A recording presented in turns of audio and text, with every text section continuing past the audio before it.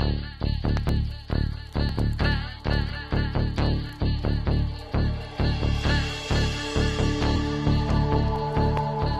guys, welcome back to my channel.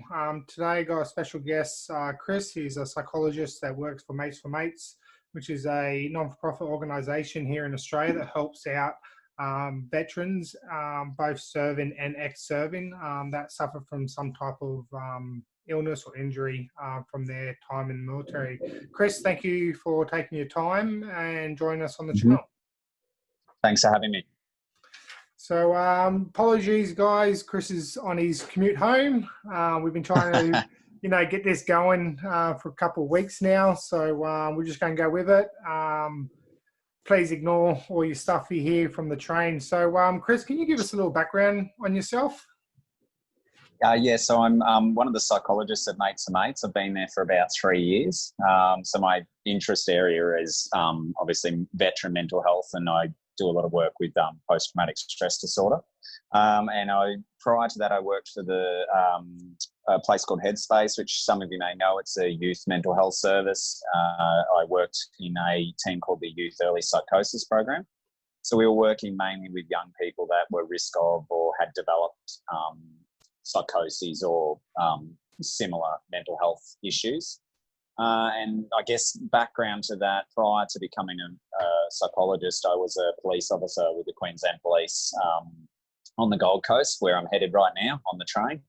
I'm still living there, but I worked frontline, just general duties, did some intel, and also they call it rapid action now, but it was attack crime when I was in. So I also have a little bit of interest in first responder mental health as well. There's I guess an overlap, isn't there, between the two? Yeah, and that's a big jump going from, being a police officer to then, going to psychologist. What made you change going from police to psychologist? It's the question everyone asks me. The answer I give people is, well, there's two parts to it. One is clearly self-repair. I guess exposure to anything that's traumatic, regardless of, what role you're in, whether you're military or, a paramedic, has a toll on your mental health, and no one's immune to that. So partly to repair and explore myself and understand mental health more. And then secondly, I've always had a bit of a fascination with helping people. I initially wanted to be a doctor, medical doctor. I found interest in early psychology subjects when I was at university, and I just stuck with it. And that's where I am now.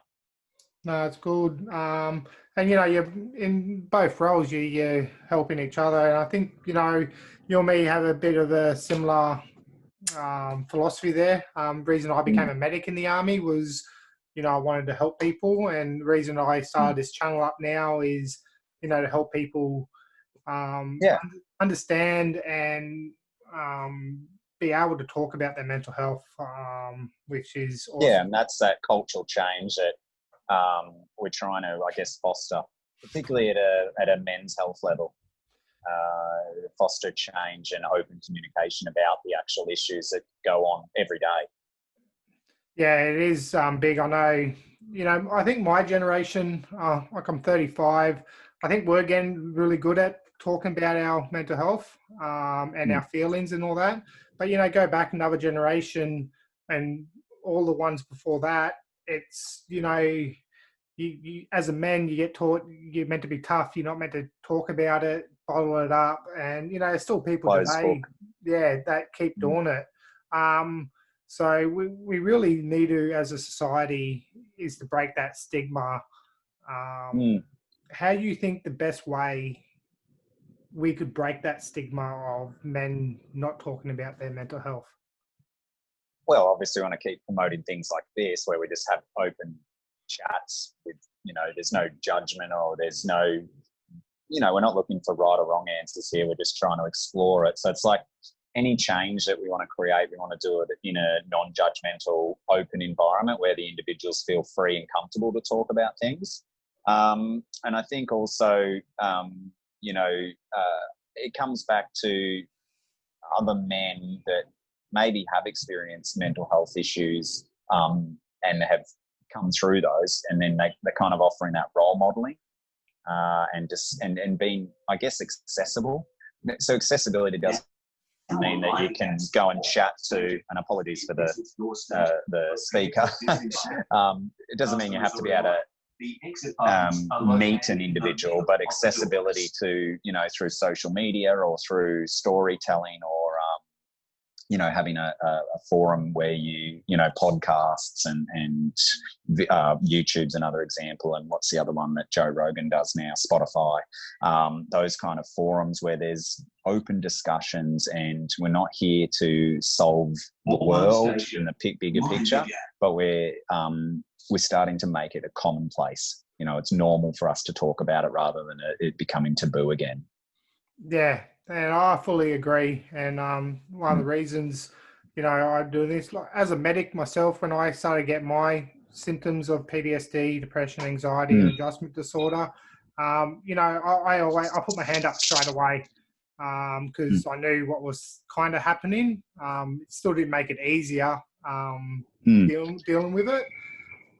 So, I've been one of those people that always have said, and I've copped a lot of slack at the beginning from hierarchy in the military. Reckon I was putting it on and it was fake and I was a linger and all this other stuff. And, that's one thing I found at the beginning that, if it wasn't for me knowing what was happening, and I stood my ground and, I went to fight for what was happening and wanted help, that some people out there that, find that resistance, it can be very damaging to their mental health.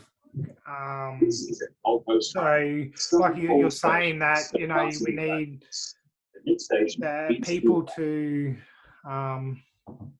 accept, or not accept, but actually listen and, note there's no judgment, like you said, which I think is what we really need to do.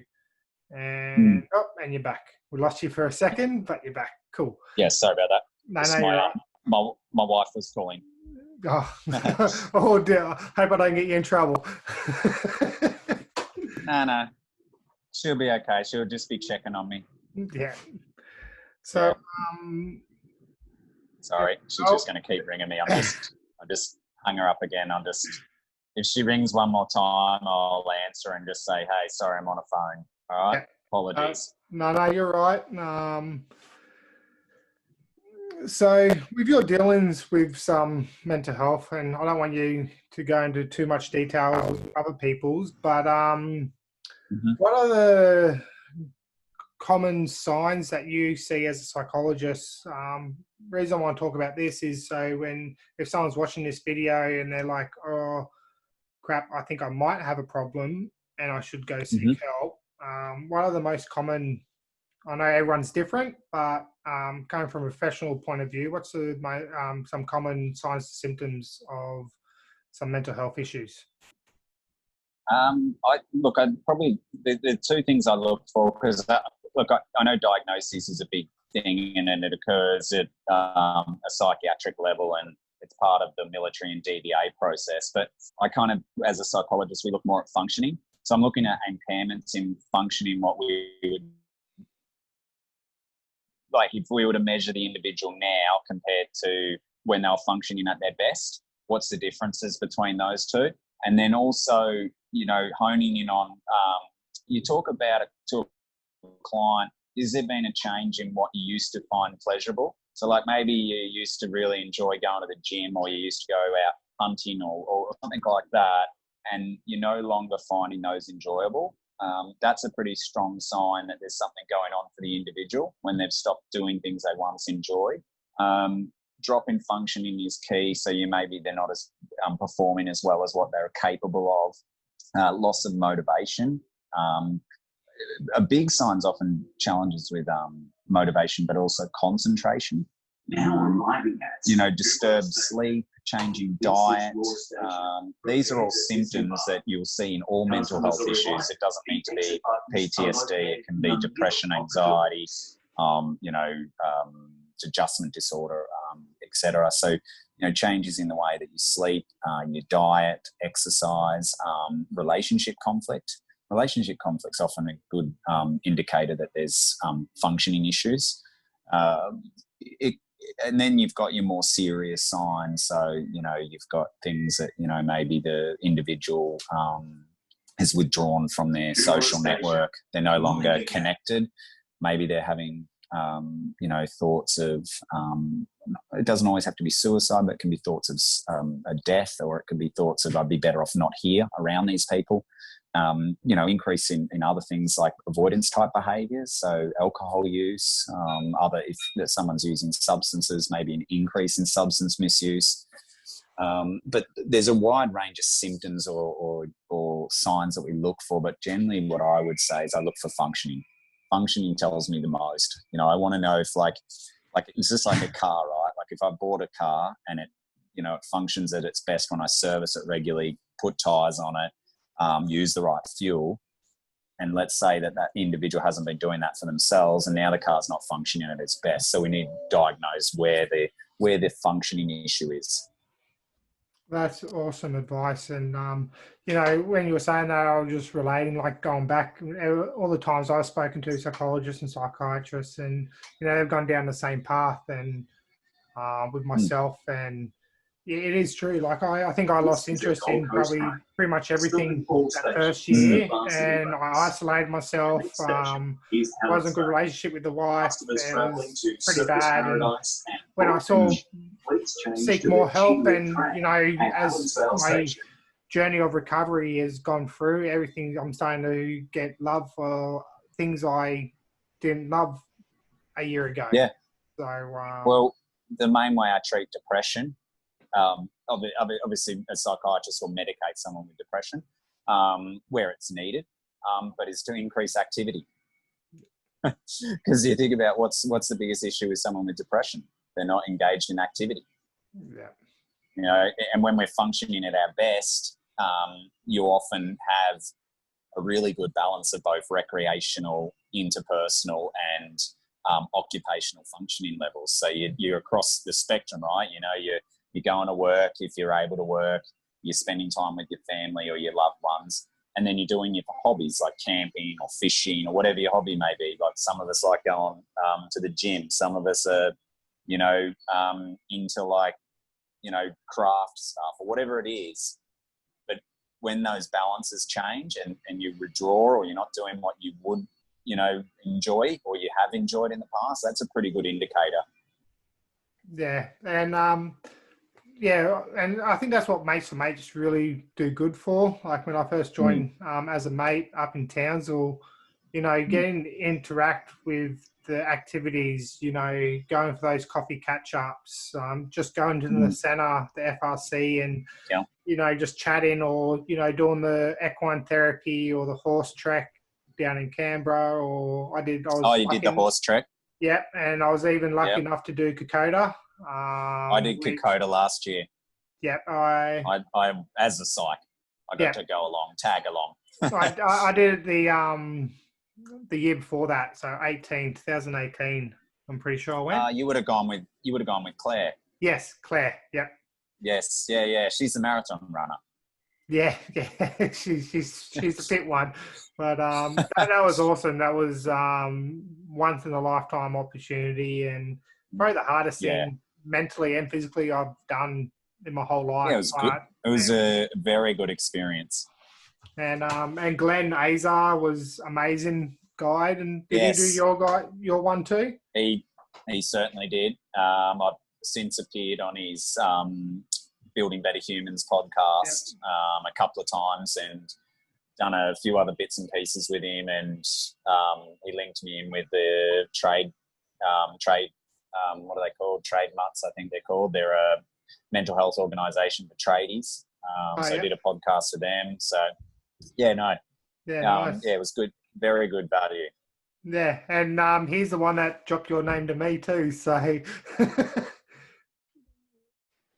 There you go. It's all. You meet people, and it's about uh, passing knowledge on to each. Yes. So with all these activities, I'm finding for myself, fitness has been amazing for me with my recovery. This is your station. I think for the Prepare to last, disembark.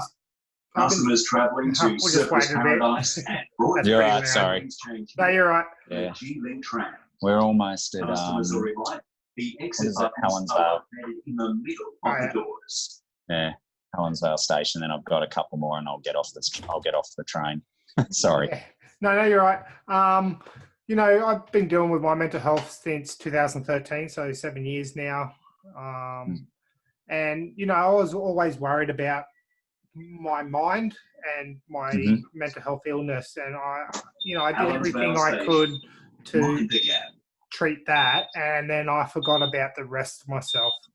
Until recently, it started probably 2 years ago in 2018 when I started training for Kokoda. I found my mental health was getting better, but then as soon as I stopped training, after I got back from Kokoda, my mental health started going up and down again in those peaks. Yeah. Good, and then a couple of steps back.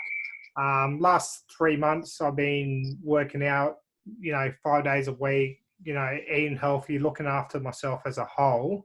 And I find that is really good for me. My mental health, looking at myself as more of a holistic approach of everything, not just the one problem. Would you say that's beneficial for most, or is it usually just? Well, I wouldn't not. So all of my clients, I have a level of kind of expectation that they engage in some type of physical activity. It doesn't have to be going to the gym. Like, some of us don't want to go to the gym. It might be yoga, or it might be Pilates, or it could be walking, right? But it has to be movement, because we know that, there's a couple of psychiatrists when you speak to them, they're like, if we could bottle exercise and prescribe it, we would. I'm always wanting to prescribe. But it makes sense, right? Movement creates mastery, creates self-esteem, it's self-efficacy. It improves your mood. Mental health and physical health are interlinked. They're very, very correlated. Like, it'd be hard to have a really sound mental health if your body's falling apart around you. Now, exercise shouldn't be your only coping strategy, and it shouldn't be the only thing you do, but it has to form part of your daily routine, because we are mammals, and as mammals, we move. We forget that we've become very sedentary because of the 9 to 5. Like, you think about what I do for a living. I sit in a couch or a chair for 5-6 hours of a day. That's not normal. We're not meant to do that. So movement is really key to managing numerous health conditions and mental health. I'm not a dietitian, so I don't really go too much into diet, but we know that healthy eating is going to improve your outlook anyway. It gives you that sense of like, well, I'm taking care of myself. There's pride in what I do because I eat well.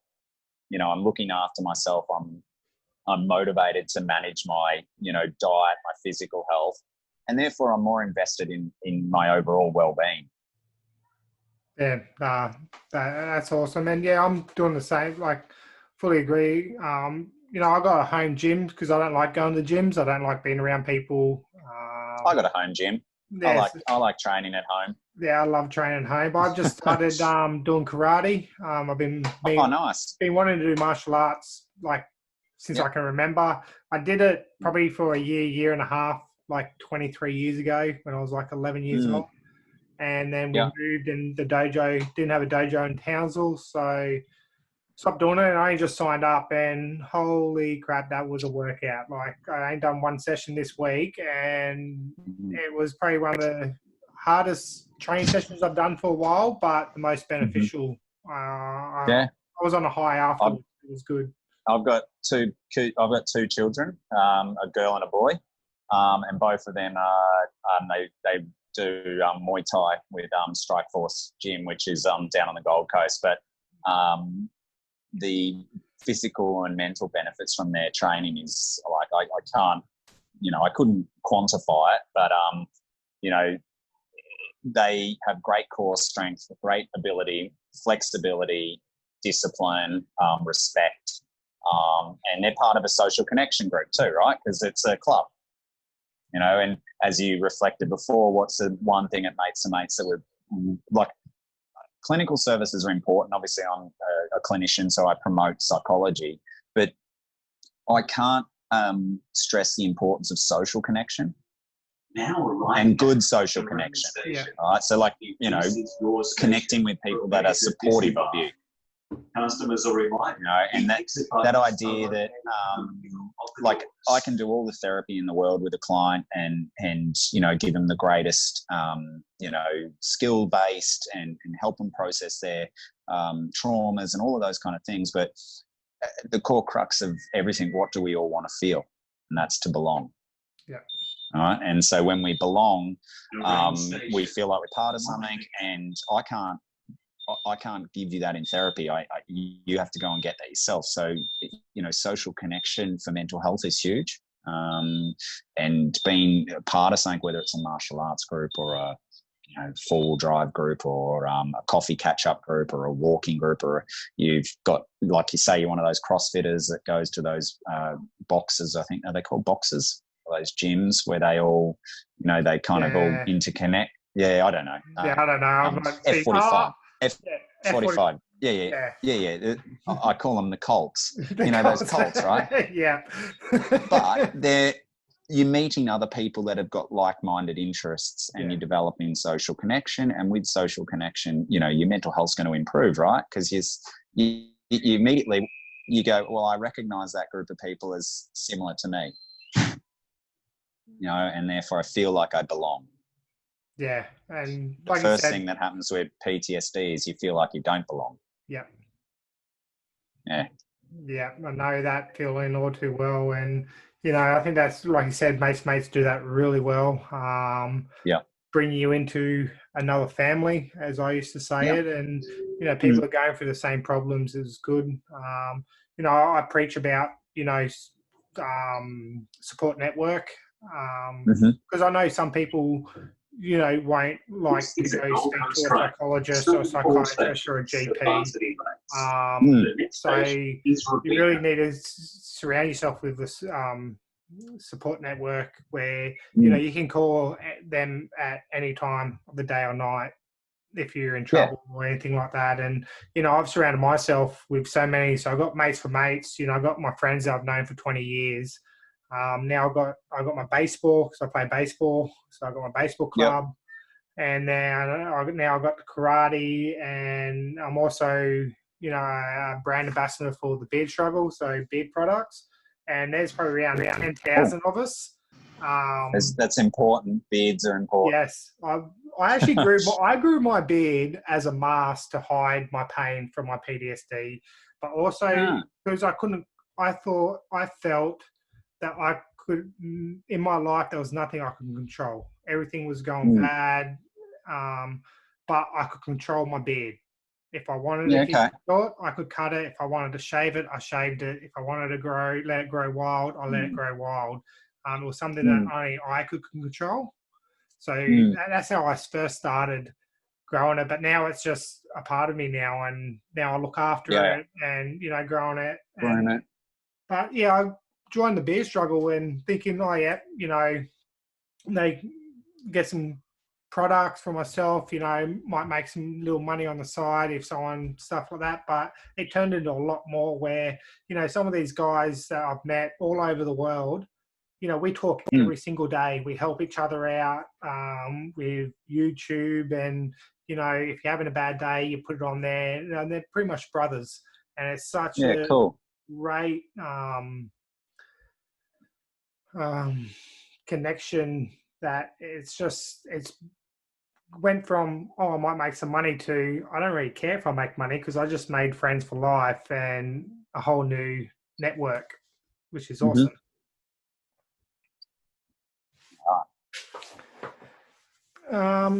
So how have you been finding, I've said this a few times on my channel, that you know, the worst thing that's coming out of this coronavirus and the isolation, all that, is going to be mental health. I reckon it's, you know, especially with people already suffering from PTSD and all that, you know, being isolated and stuff like that. I think it's going to be affecting mental health.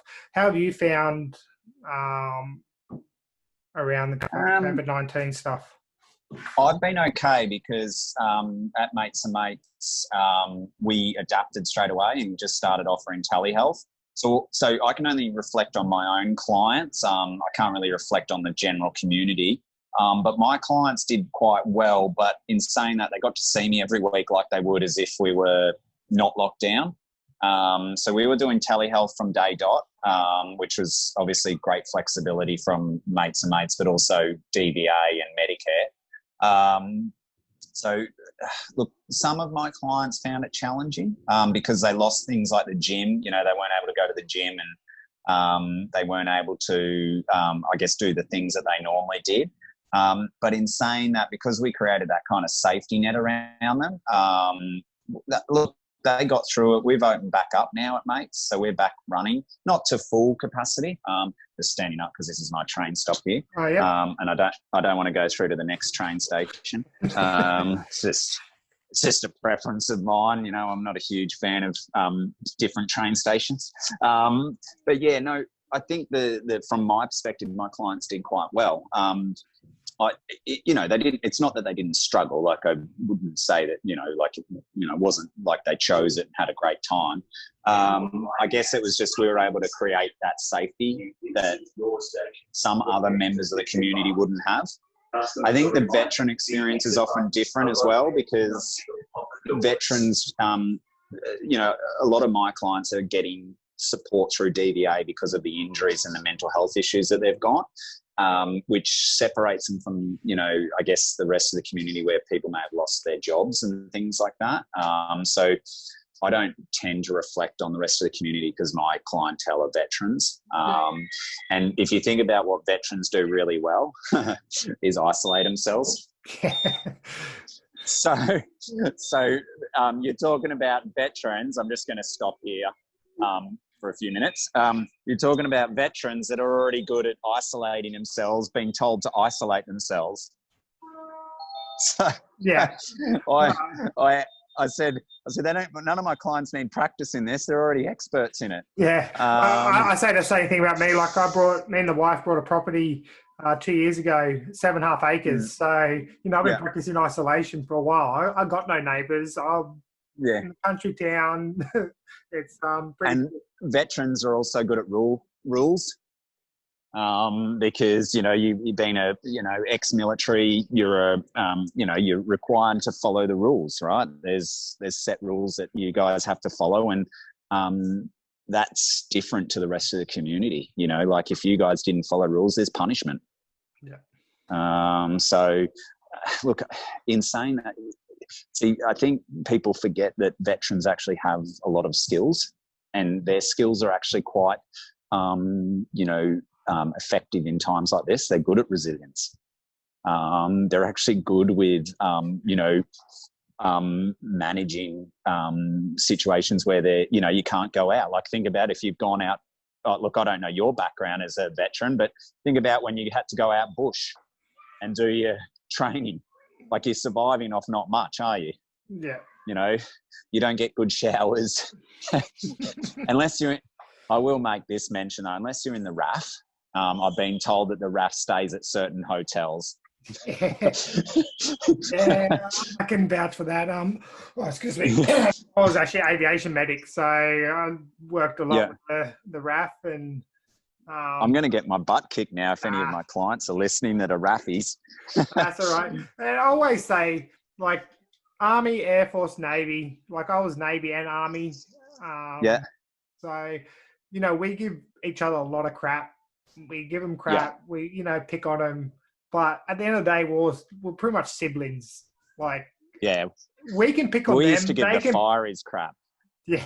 Oh, I never gave the fireys crap because, you know, I was the medic, so we worked together. But Medics, yeah, I see what you get. Yeah, So no, fireys, we only like the paramedics, but the fireys, mate. No one likes fireys because they don't do anything.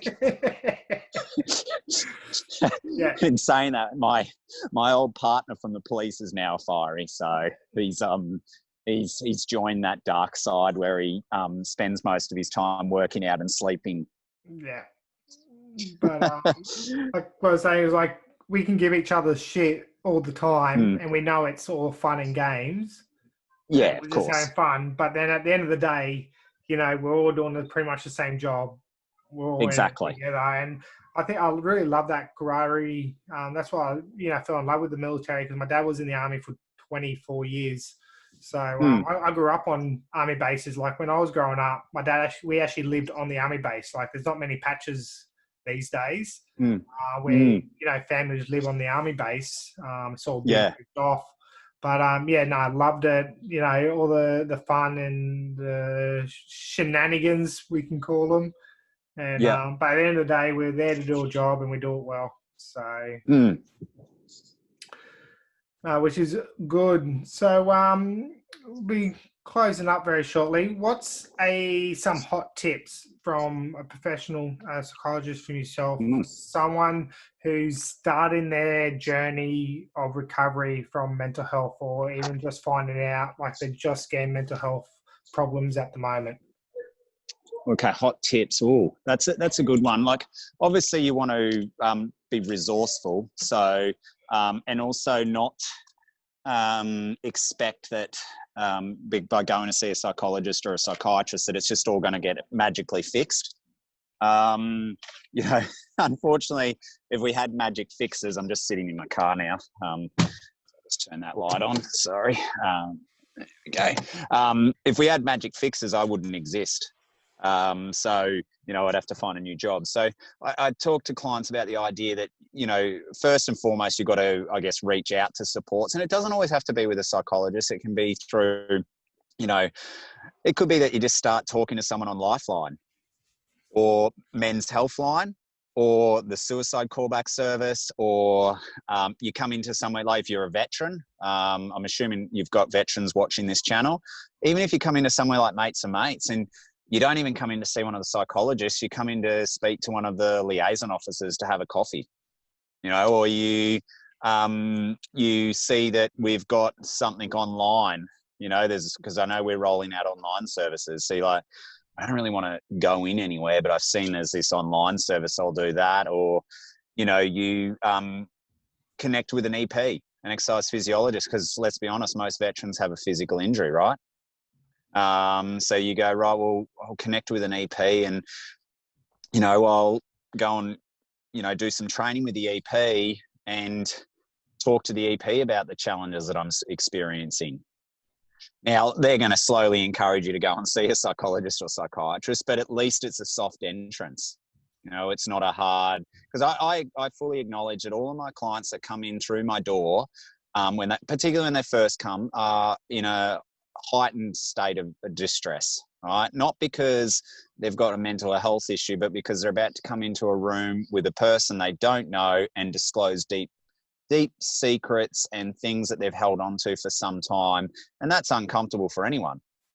And so, as a psych, I'm acutely aware that to walk through my doors enough of a challenge to begin with, let alone to then, go down that road to recovery. So we try to look at soft entrances, so like coffee catch-ups, talking to other veterans, and, other veterans that you can see are doing well. Well, how come you're doing well? What have you done that's worked? What have you done that hasn't worked? Talking to your GP. We all have GPs. I think GPs are really important. Men often don't use their GP enough, or they don't tell their GP the right things. The GP is like a really important kind of middle point that can help you get access to services. The other thing is just about hopping online to good websites. I encourage veterans to avoid those unhelpful Facebook groups and things like that are, negative in nature, that are talking a lot about, negative stuff that veterans have gone through, whether it's DVA process or, changes in military or whatever, and more directing yourself towards organizations like Beyondblue, Black Dog, DVA has a good website. The American DVA they're not called DVA, they're called VA. You've got Sane Australia. You've got all of these social media groups now, whether it's, that you can go on to that actually have clinicians on there talking about mental health. So there's filtering, even finding like a local men's group that's run effectively, that's legitimate, not a, dodgy, one that's set up, but a proper men's group that you can go along to. They're less common in Australia, more common in America, but, those kind of things. Finding, a mentor, if you've got contact with if you had a good CEO or something like that you went through the army or whatever, getting in contact with them. There's so many different things you can do, but at the end of the day, it's just about that first step is the hardest step, and you have to accept that. It's never going to be easy. It's like first going to the gym. Yeah. The first day always hurts, or the day after.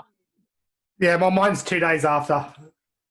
Oh, well, yeah, when you can't walk anymore. Yeah, when those DOMs fully kick in 2 days later. Yeah. And, so you do the exercise, you go to the gym first day, second day, you're like, oh, yeah, I'm feeling a bit tired, but good. That third day, you're like, I don't want to go to the gym. I'm so sore, I can barely walk. Right? You go, you stretch, you get through it, and you feel better afterwards, and then you just keep going and going and going. Exactly. Yeah, and that's the same. And look, once you find the psychologist that best fits you, the work that you do with that psychologist you'll see immediate impacts in your life, because the initial part of psychology, particularly if it's something to do with PTSD, is about stabilization. So you're not even focusing on the trauma. Like the trauma we leave, we don't touch. We know it's there, it's not going anywhere. We're more interested in functioning. So you're not getting on with your wife at home. Okay, well, let's focus on that. Let's improve that. And we understand that the underlying cause is partly the trauma, but we don't need to touch that straight away.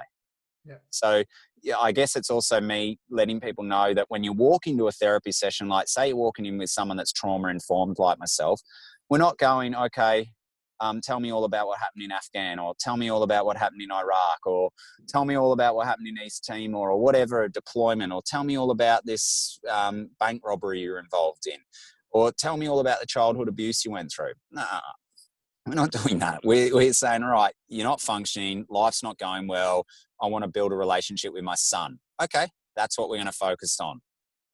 Then as we move and we progress, and you've found mastery and you've got confidence and you've developed skills, then we'll look at the trauma.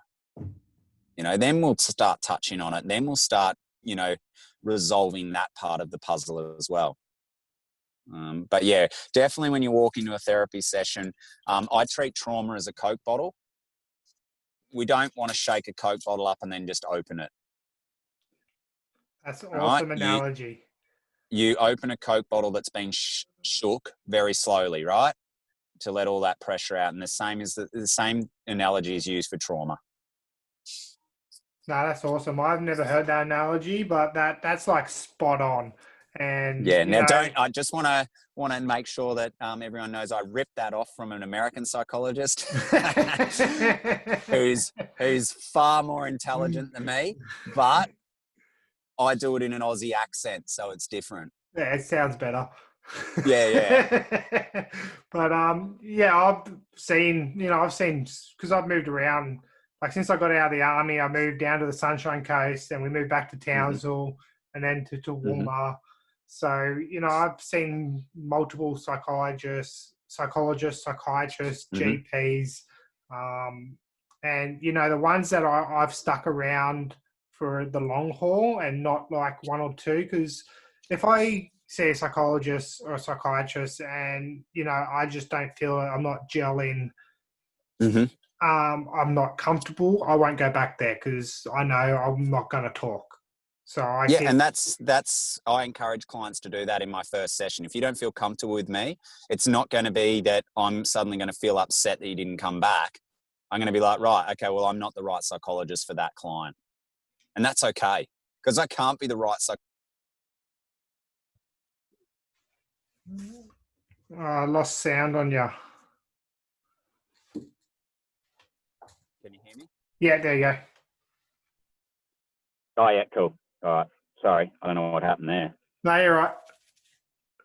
But Yeah, so I was just saying I can't be the right psychologist for every client, you know, and that's completely normal because we're all unique humans, right? We're all individuals, we're all different. And by the very nature of us being different means that we're not always going to gel with people. yeah, So, and I agree with you. Don't settle if you're not feeling comfortable with a psychiatrist or a psychologist or even your GP. You've got to find the right one, because once you find the right one is when actual change will occur. Now, the right one doesn't always have to be the friendliest. It can be the one that's the actual toughest on you. You know, it can be that one you walk into the room and they just don't pull any punches. They do it in a caring way, but they're just boom. They're like on you. Whereas other people might find that too confronting. So it's a balance. You got to find what's best for you. it is. And you know, I've come through, and I think all the ones I've met through Mates for Mates, like Kylie was my main one, Kylie Thompson up in Townsville. She's not there anymore. She had to go deal with family matters.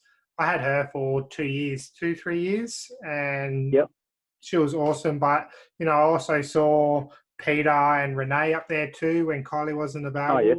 And, you know, I've seen Claire. And I'm having a mind blank. My memory is so bad. Who's the other female psychologist at Brisbane with you guys? Hannah. Hannah. Yeah. So I had Hannah for my equine therapy. So I've seen her a couple of times too. And, you know, and Claire, and I get along with all of them. And, you know, I've seen them both like at a activity where it's not talking about problems. And then I've also seen them as psychologists, and you know, always welcome in. And I think Kylie was the best one for me because, you know, at first, like you said, didn't want to open that Coke bottle quick, and that's why I was smiling, because, you know, Kylie was exactly the same. You know, we eased into it until I got comfortable, but as soon as I got comfortable and we had that I don't want to say chemistry because it was very professional, but professional chemistry between her and me. Yeah, it's rapport. Yeah, rapport. She then didn't let me get away with anything at all. She was on my back every single time. And, you know, at that time, that's what I needed. And, you know, and that pushed. And, you know, we did some hard things. Like I did the EDM, is it? EMDR? Yeah, that EMDR. one. Yeah. Yeah, very effective. Yeah, so that was probably one of the hardest things I've done in my recovery with a psychologist. First, probably 4 sessions, we couldn't finish. It was just getting bad. But, you know, I persisted. I wanted to quit at one stage, and Kylie's like, no, we can't quit now. We started. Just bear with us. Trust me. Push through. And push through. And I'm glad I did it. And, you know, it's really good. So I'm understanding everything you're putting down, and I'm hoping, you know, my viewers will understand too. And one of the reasons I wanted to get you on is because, you know, I've been talking this stuff too because, you know, I've been through it myself, and my other guests have been through it too. But I wanted to get a professional advice and their point of view. And hopefully, you know, it will get out there and someone will be like, okay, time to make a change. Yeah, even if it's one person, that's great. That's it. That's the thing, right? You think micro. I always think even if it's one person or it's 2 people, that can have a flow-on effect, can't it? Because if they speak to 1 or 2, boom. Yeah. Now we create change. Yeah. And like, I'm not in this to be famous. I'm doing it to help people. And like, I'll put a video up on YouTube, and, you know, I'll watch it carefully until I get that 1 view. As soon as I get that 1 view, I don't stress about it. Don't worry about it. I'm like, someone's to see my video. Yep. It has the potential of helping that person. I'm happy now. As long as one person watches my video, it makes me happy. It makes me want to keep doing the videos. Awesome. So I'm going to leave it there. We can talk about this all night, but Oh yeah, it's a big topic. it is. But you're about to drive home and get back to your family. So, maybe later on down the track, we can catch up and do a second part to this. Definitely. I'm always happy. I can do a bit of basic skill building if you'd like. Yep, that'll be good. So we'll keep in touch. Happy to share skills. Yep. And next time I'm in Mates for Mates down in Brisbane, I'll make sure I pop in and say good day. Definitely. Come in. Say hello to me. Yeah. Yeah. Cool. Cool. Okay, guys. So that's it for us. Thank you to Chris for spending his night talking with us. Apologies for my train. Apologies for the train. Sorry. It's hard getting time at the moment. I'm just flat out. So, but apologies for the background noise. That's all right. And, I appreciate you, giving up your time to have a chat with me and my viewers. So that's it, guys. Until next time, stay safe and look after each other. See you, mate.